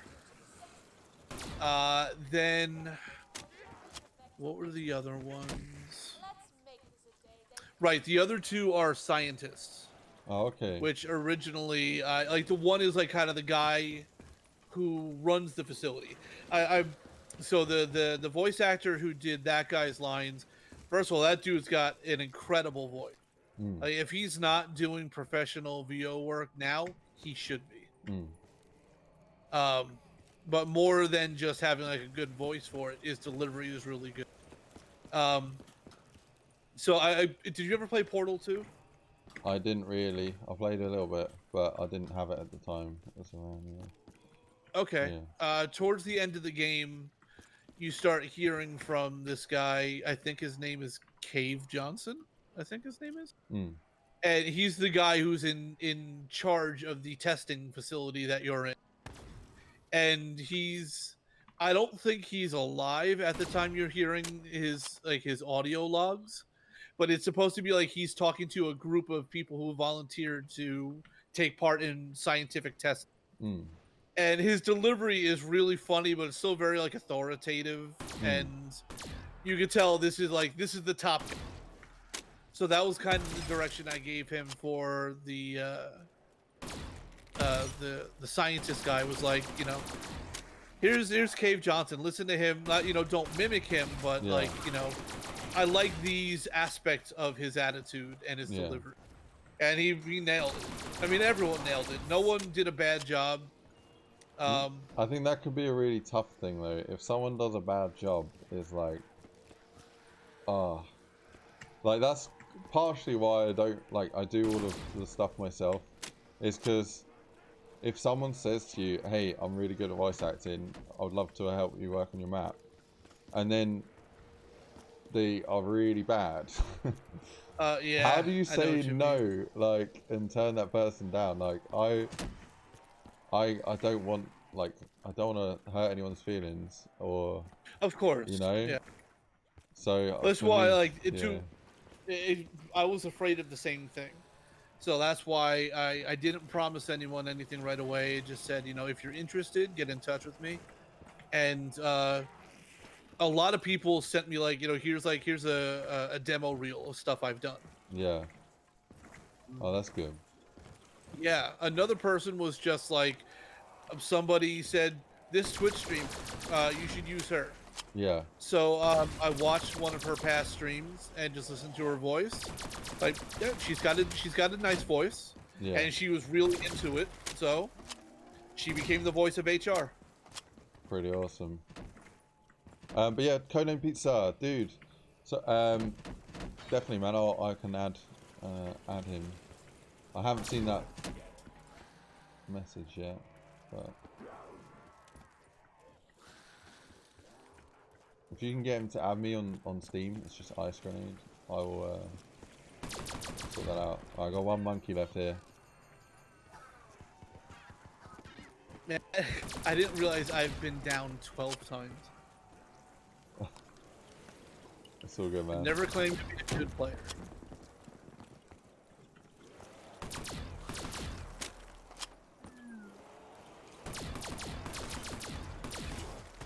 I really need a max.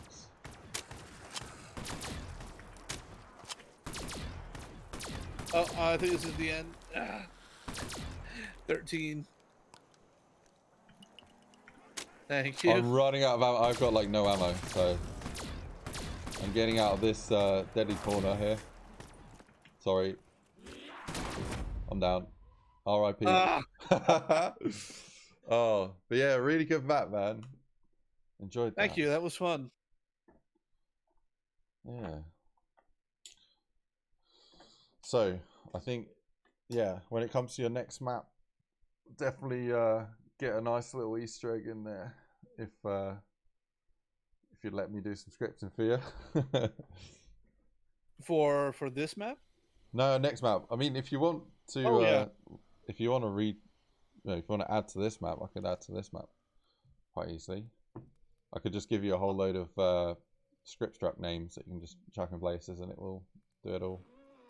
But yeah. Yeah, I'm not necessarily opposed to adding an Easter egg to this map. It's kind of the same thing I did with Metal. Originally, I didn't think it needed one, which looking back on it now was a really foolish decision, considering how gigantic that map was, and there was just like nothing to do in it. Yeah, I think people are always looking for something to do, you know, not like a crazy amount, but to give them a purpose. And yeah, especially, so there was no viable ending in the Outpost Blue map, right? No, No. no, Okay. the idea from the start from this one that this would just be a survival map, not it would have some story to it, but uh, in the end, it's going to play very similar to Knock, kind Mm. of that old school zombies experience. Yeah, man. Yeah, and I can appreciate that.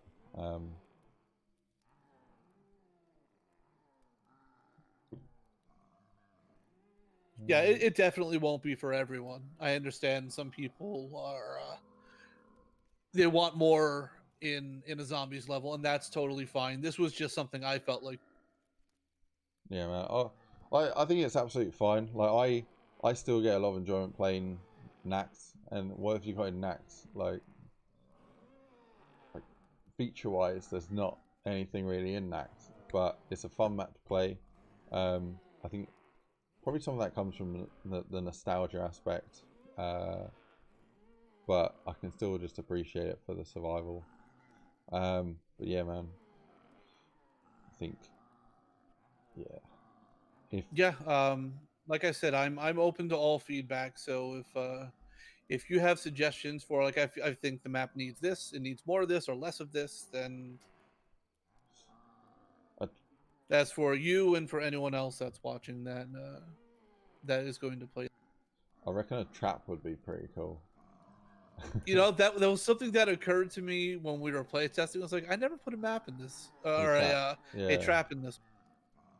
I reckon above double tap at that door, that would be pretty cool. So you could. I had an idea, but I don't know if I should mention it on stream or try to leave it as a surprise, as an addition to the map later. Well, most people probably won't see this part on the stream who will be playing the Fair map, enough. you know. So it's up to you. Leave it as a surprise. And it's not a totally original idea anyway. It was just something I was working on a map a while ago. I don't even know how to explain it. It ended up evolving to something completely different. I was streaming the whole design of it. It was supposed to be like a neighborhood, and it somehow ended up turning into the woods behind the neighborhood. And it had like all these wooden catwalks built up in the trees, and it was supposed to be like the kind of last military outpost in the middle of the woods, and then like some kind of apocalyptic event happened, and it's in like this yellow dense fog. But anyway, I had this idea for buildable and mobile traps. So let's say you pick up or we're not starting again, are we? I was just gonna fly around and have a look Oh, at a few okay, no bits. problem. But yeah. It's like I've spent a lot of time in this map. I don't know if I can do that again. This is fine. Anyway, the idea was in its current state, you would pick up 2 or 3 parts, take it to a crafting table, and now you've built a trap. And there would be a bunch of preset areas throughout the map where you can go and kind of plug in the trap right there. Oh, okay. Yeah. So let's say like there's It's a little bit like a trample steam, but like there would be a blueprint here for like the electrodes if it's an electric trap, for example, and you can just build the electric trap here, and then it'll be there. somewhat like you see how there's like this plug on the wall right here. Yeah. So if you were to walk up to this, it's like, oh, well, there's a plug here and there's a plug right here, so I can put my electric trap right here. So once That I've would be crafted cool. it, I just come here, press use, and now my trap exists. Wow, I just smacked my mic again. I've given you the menu, so you can now use commands. Oh, nice. Yeah, that would be cool. Alright. What is this? I've never seen this before. What, the mod menu? Yeah. Oh, a knife to get rid of it. It's just so knife is no and F is yes. And you can use shoot to go down and ADS to go up the menu. And it's just a menu that allows you to do literally anything. But if you get out of the menu and you just hit the console button as under escape and then do / no clip, you can no clip. Okay, cool. Should have all the console commands at your disposal. Yeah. So yeah. Pretty awesome.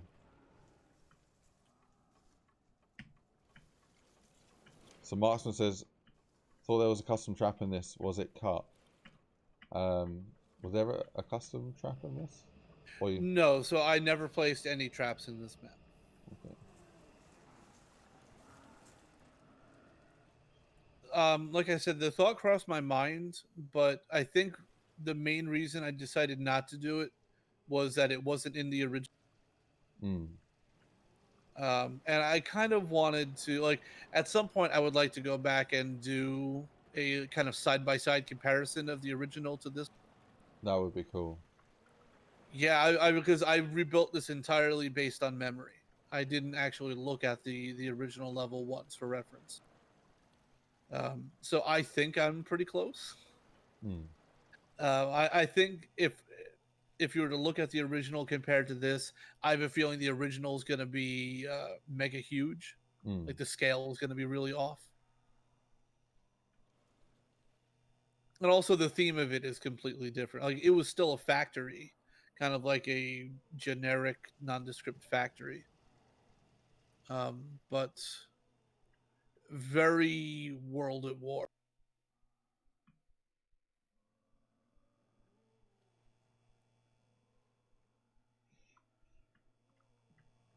I like the colors on this map. Pretty cool. Well, thank you.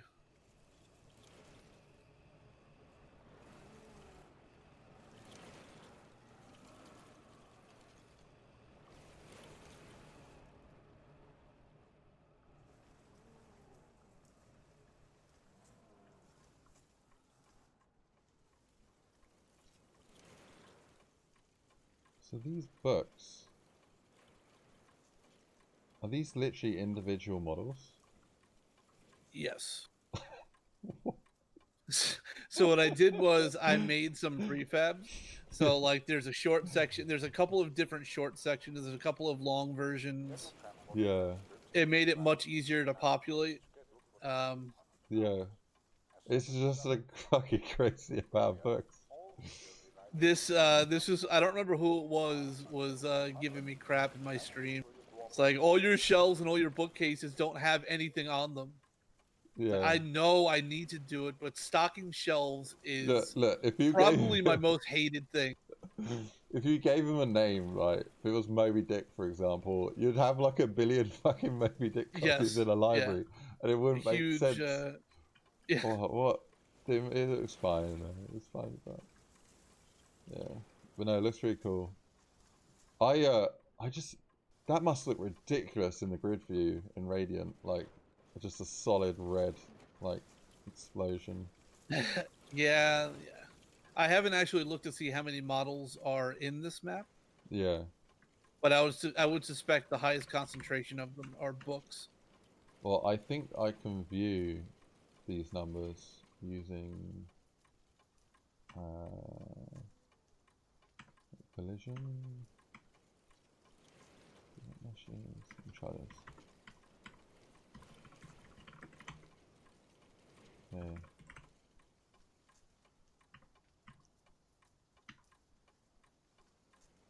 I love this command. I don't know if you'll see it on your screen. But have you gone on multicolored or? No, I don't think so. This is one of my favorite debug commands. The debug render collision command. Oh yeah, yep. It looks so cool, and you can also like you can spot potential like god mode spots quite easily with this. This and the path in AI show nav mesh. Yes. Yeah, Very so this is crucial. a tool that we use, like especially like during BO3 zombie development, we use this concept. Yeah. So for the people that don't know what they're looking at right now, this is showing you the bounds. So a physical path, right? I can't walk through this because you can see it. But if you turn the debug off, you'll see you see this tray here. So you got this model. You can walk through that model because it's clipped here. But yeah, so this helps you identify issues with the clipping to make sure that it's suitable and that players won't be able to find a way of being invincible from zombies. Yeah, I like the way you do your clips. Pretty good. It's all about trying to make it's fun Smooth. looking at the map, going like I'm seeing a few things that I missed. Yeah, But yeah, that's so it's weird. you try to put like a 45-degree angle clip in all corners, so when you're backing up, you Yeah. don't end up getting stuck into a corner against a wall. Like that door you just walked past. Well, I'm watching your stream, so you probably did that like 20 seconds ago. Yeah, I can see it here in the corner. That's not something I've actually done myself, so that's interesting to see. But yeah, definitely smoothing corners so that players running past don't get stuck. So Yes. that's like here you got that. I don't know what you call that. Is that 120? No, yeah, 120 degree corner rather than a 90 degree. It's better. Right, so I tried to stick to 32 by 32, so it works out to a 45-degree angle. Yeah. I tried to keep everything at 45. Some of I mean, they're all at 45, but some of them are bigger than 32. But 32 is like pretty much like that sweet spot where it's not so small that the player's not going to notice a smooth transition, and it's Yeah. not so big that they're going to feel like, oh, why am I being boxed out of this corner? Yeah. So I was asking, what is red? Red is mantle, probably more for multiplayer maps where you'll see an object that a player can sort of climb over. You don't see mantle much in zombies.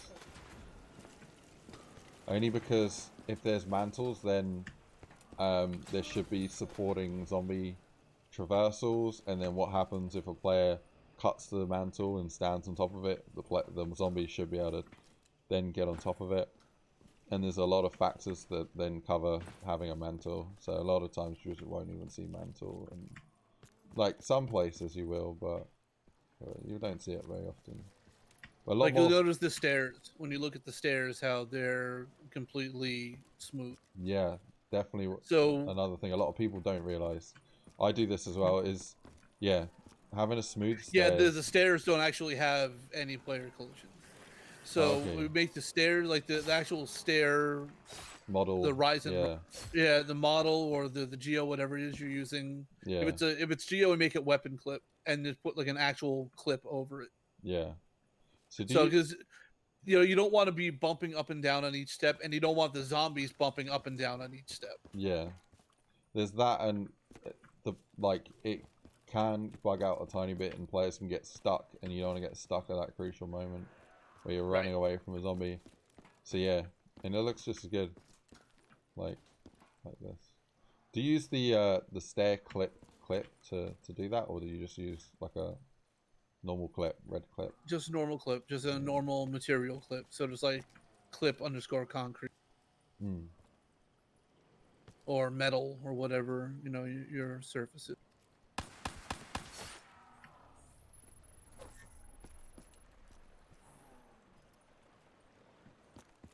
Really cool.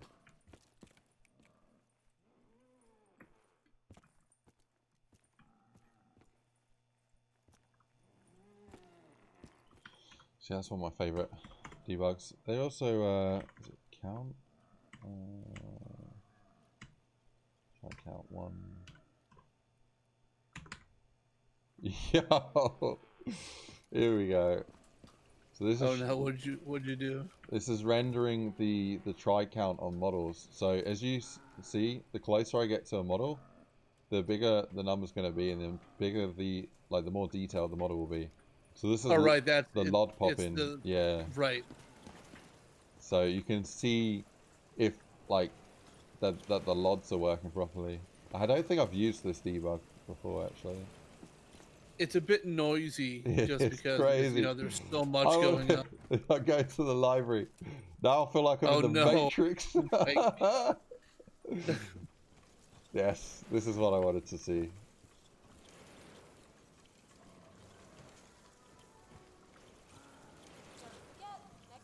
That's crazy. Oh But I my mean, God. it works fine, you know. Like in here, there's no FPS drops for me.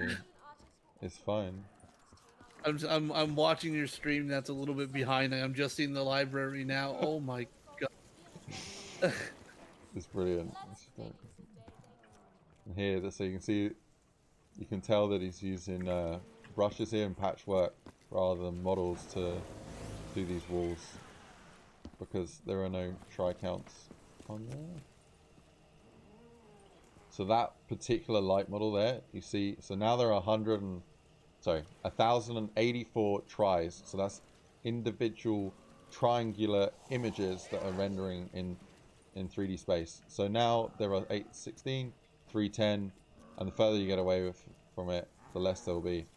So for each model, there's not just one model. You will have like sometimes like 8 separate models that are either purposely designed and set or automatically generated, and this just helps performance in games. So if you had every model in the game rendering at its most detailed degree, then it would be so heavy for it to run. And this is just what you're seeing a lot of gaming, a lot of game engines, is that you have a dynamic scaling model.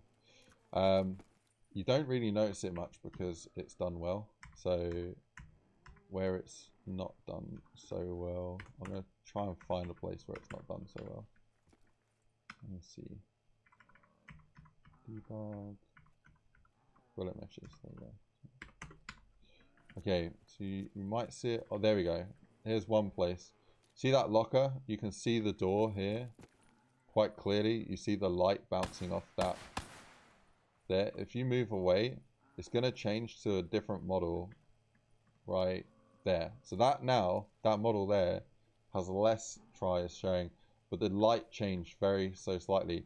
And that's what I call model popping. I don't know what the LOD popping. I don't know what the technical name is for that. But That's exactly what we refer to it to. yeah. So when you're designing a map, you're going to want to try and minimize the visibility of that, so that when you set up models, that where in the environment they're placed in, they'll always look high detailed, so that when you get far enough away, they'll de-render, or if they're not visible enough, they'll de-render, and it will improve the performance. So you always fight in a level of yeah, what makes sense. Yeah, a lot of the time you won't notice it, and that's what you're sort of aiming for. You don't want it too harsh, so that it looks like you're in a world that's building itself everywhere. And you don't want it too light, so that it's going to be too heavy, and you know, lower systems aren't going to be able to run the map. But I think, yeah, we've got a pretty well set up here. It can take a lot of time, like tweaking all the values of the LOD setting. So here you got that cone that's just doing a disappearing act there. But Yeah, and you can actually set something similar to LODs on each light. Oh, okay. I haven't done that so much. I know there's culling, like radiuses, but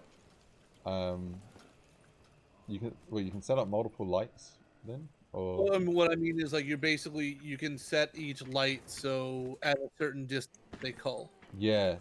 So I use that myself. It's like very important trick, I think. That, and especially with effects as well, is okay. So this dripping from this drain here, or this roof vent, that looks great here, and you can still see it here. So wherever you see that vent, you should be able to see the dripping. But then when you get somewhere like here, where you're definitely not going to be able to see that, it shouldn't be rendering. Although it's in the viewport, it shouldn't be rendering. And you can achieve that with yeah, the culling radius. Exactly. Yeah. And yeah, and that's the next thing. You can't. People just expect that. Oh, okay, we see you mapping, and we see you just dragging all these things in, and you'll make a map in no time. But a lot of time goes into the stuff you don't see, which the behind the scenes thing, which is this dripping might take you an extra 10 minutes to check and to set up properly for each like use of it, so that you get the best optimization. And I think that's when you see some maps, they're not very they aren't very optimized from like inexperienced mappers. Is they haven't like either they haven't put any time into this sort of these thoughts, or they don't understand or know how it works. And it's not the easiest concept to pick up, but it's not it's not that far out. But yeah, Not everyone is really into making their map perform really well, and that's not like a knock on one. It's just different people have different priorities, and time is another factor too. Not everyone's going to have a year to work on a project, so they might just feel okay with making a box map or a challenge room or something like. I personally don't mind. Uh, I don't really think it's my place to say whether someone is good or not to have their stuff on the workshop. If you're putting something up that everyone is playing and enjoying, or even if just a few people play it and enjoy it, then it was worth. yeah, definitely. My exception to that rule of, well, to what you said, is that there are some maps that have had no time or effort. They shouldn't be allowed. But There's yeah. certainly some people that So I made a test map, and it's just like the base map that's created when you go to create. Like, there's really no need to upload that. Literally, there's hundreds of those. But yeah, I agree with you. It's whatever, people enjoy it. Why not? Yeah, it's interesting to look at it from a no clip Devon perspective here.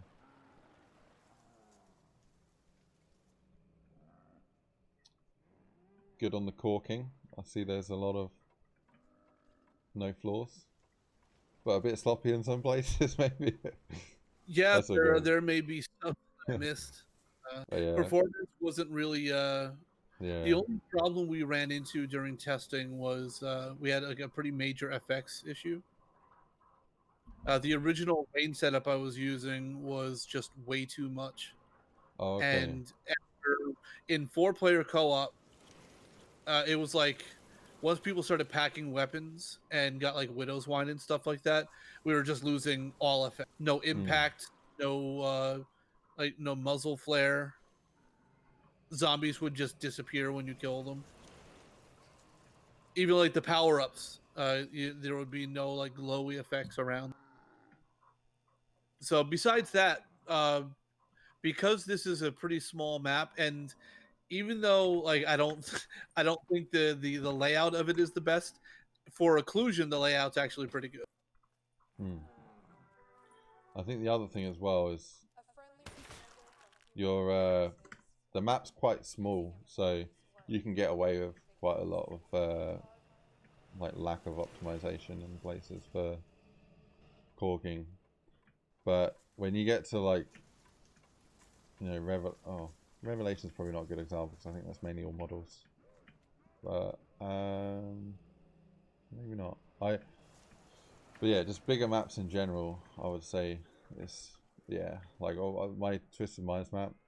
Literally, Well, if you can cork it and they're not going to see that, then cork it. Right? Yeah. I will tell you from experience, because I did work on Revelations, Yeah. that we did a lot to optimize that. I mean, all zombies, it takes a lot to get them to. That's got a crazy amount of effects, though, hasn't it? So, like, that alone is going to be was a ridiculous. unique out of all of them in BO3. I also believe, I don't think we actually used a world spawn for the level. I think all the lighting was done with local lights. Oh, really? Well, no SSI, like, lights. I remember that being discussed Right. at some point, that that's how we were going to proceed with it.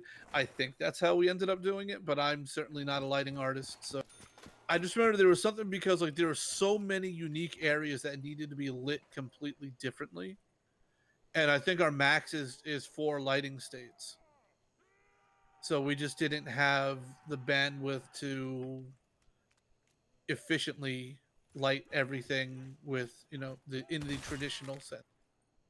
Mm. So I think everything was done with local lights to kind of fake sunlight or moonlighting or whatever it is.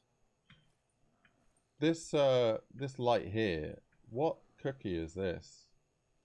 Because it's like almost always on, but flickering a little bit. Oh, I think this is just Flickr 2. I use Flickr 2 all the time. It doesn't look like Flickr. Have you got 2 lights there? Have you got one light that's always on and Just then one. Oh, okay. You should I enable could. the volumetric cookie setting though, because that would look better with a shadow behind it. I mean, it is. Oh, okay. I mean, like volumetrics are set on that light. But yeah, But you maybe need for I did. for cookies you need 2 settings. The yeah. You know, it's funny. I think I completely missed that. Easily Let done. me add that to my to-do list. But yeah, that always confused me for like the best part of a year, is why my volumetric lights didn't work on my cookie lights. But then there's a second setting for the volumetric. So you need to enable the volumetric and then the volumetric cookie, the KVP. Then you get the lovely shadows. But yeah. On the static lights, you see it here with this. That's good. The shadows. So there was another interesting thing that we just figured out last week. Was I had set up these lights here on these ceiling fans, Yeah. and I could not get like these dynamic shadows, and I Yeah. couldn't figure out, because Jaybird had them working in Leviathan, and when I helped them play test that map, I was like, dude, how are you doing this? Yeah. Because I set light to do this. Oh, you just need to check this thing. I said, I did that. I know I did. Yeah. So I asked him to send me his light from that spot, and I just put that light right in here, and it worked. I was like, all right, what's different? It turns out if you set ortho effects on a light, then it will not cast dynamic shadows. Oh really? No, it was just that one thing. There is a weird bug with the ortho light that creates like square shadows in the middle at certain levels, but yeah, I use that ortho all the time. I'm sorry, I accidentally unplugged my headphones and I missed what you said. Oh, I was just saying that's weird, and that the I use that ortho all the time. There's a weird bug as well where it creates a little square shadow in the middle if you have it at certain values. But yeah, or is that the roundness? That might be it. Oh, I think it's ortho. Yeah. Yeah, I had dynamic shadows off, so I just turned it on. I can see it now. But yeah, Okay. that has bugged me before. Like when I was doing that for the Bond map, looks so much cooler. Yeah, I'm again to praise Jaybird. Every time I had a stupid idea, can we do this? He would write a script for me and send it to me almost immediately. That's awesome. So the first thing was like, can you make me a script so I can rotate these fans? And every time he would send me a script, can we update it so he does this extra thing and then this extra thing? So originally, what I wanted to do with the sci-fi mode was I also wanted it to change the round end music. Hmm. So, but he looked at it and said, "Yeah, you could do that, but you need to change like 8 different sounds." So here's a list of all the sounds you would have to change. Hmm. Maybe we'll put that on the back burner.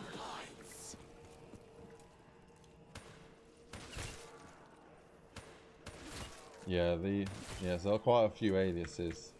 Like I've probably got about, I don't know, about 300 lines, maybe more, of alias changes to get to Wow. where I have mine at the moment, and that's just a base map before I add any custom stuff in, like truly custom stuff. Yeah, man, it's been a pleasure. It's been a great map. Go check it out, everyone. It's called Outpost Blue. It's on the workshop. Oh, one thing I would say, man, is when you upload your map, you should definitely delete the JSON file before you upload it, because otherwise it doesn't show up at the top. Because I didn't see your map until like, yeah. So if you're on, like, are you looking? Wait, actually, let me change this here. Main display. So, yeah, for any mappers, oh, wrong one. Let me change that back.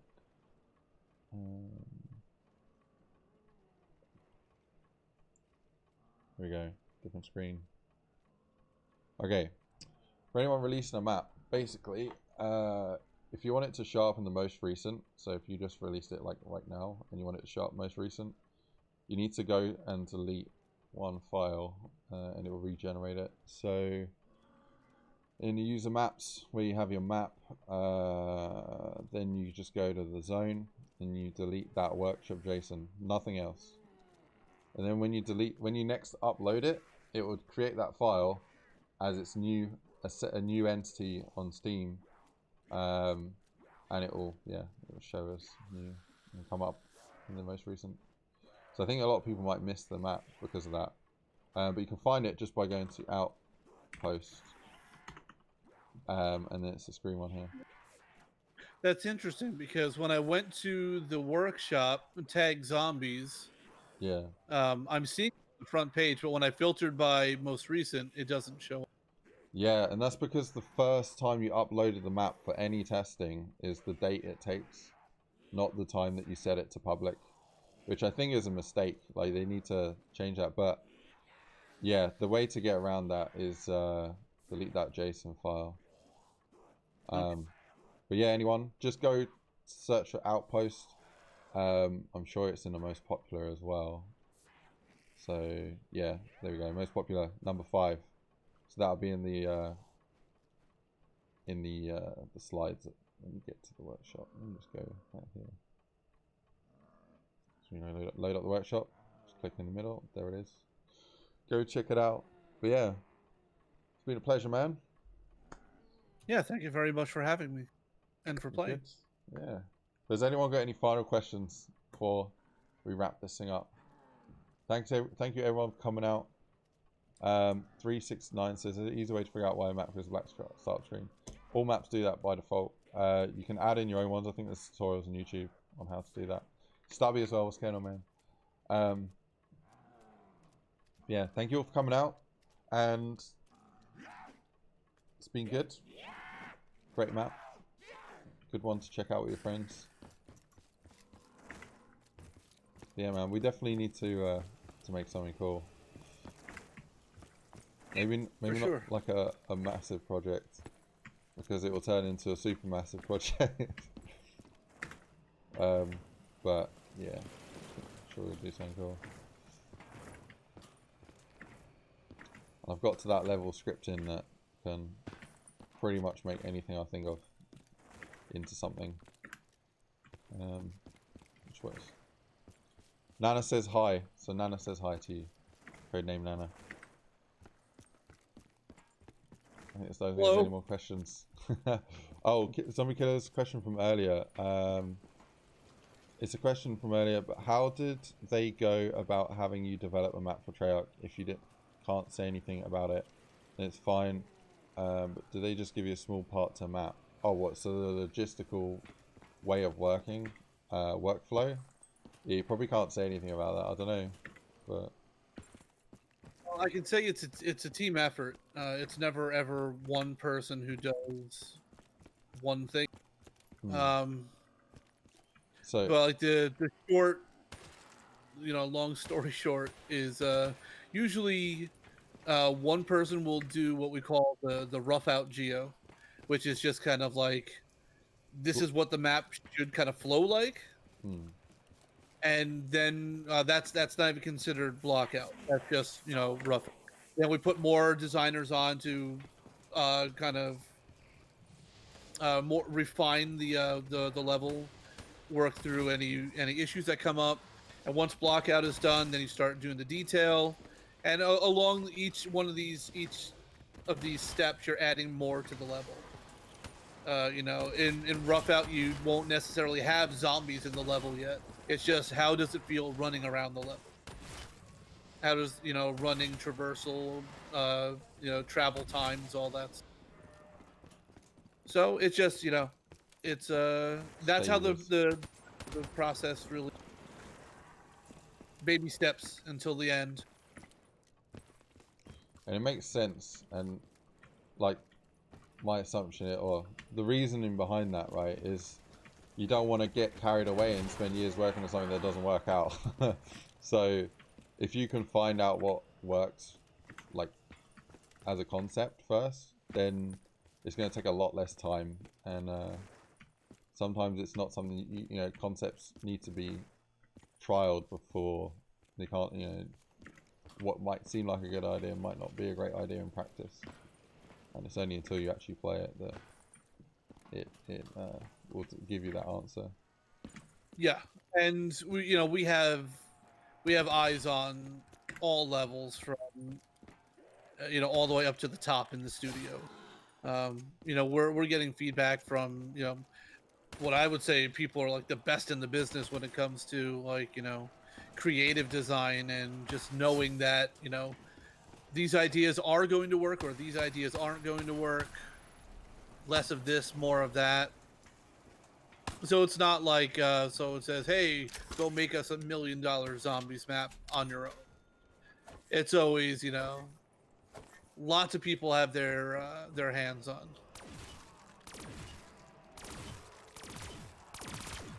It's very much a team effort.